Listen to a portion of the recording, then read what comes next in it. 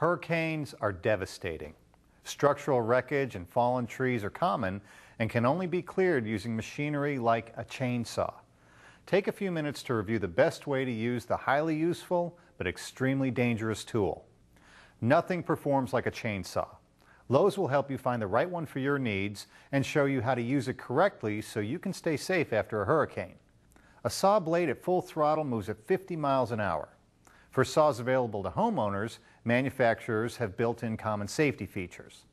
All homeowner-sized saws are required to have chain brakes and anti-kickback safety features. And make sure that you take time to understand your chainsaw safety features before use.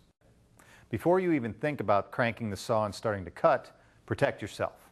Always wear protective clothing, including leg protection, such as chaps, leggings, or cut-resistant pants. A hard hat, if there's any material overhead.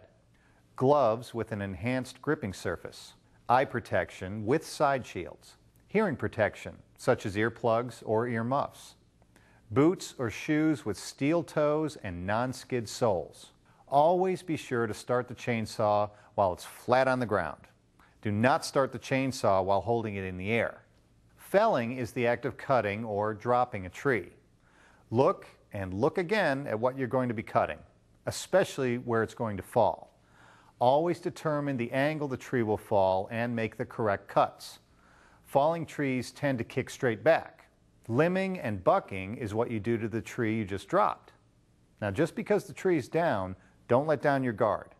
Taking off the limbs, which is called limbing, and cutting the tree into manageable pieces, which is bucking, still requires caution. Binding and kickback are dangerous situations you face when cutting. In either case, the operator loses control of the saw.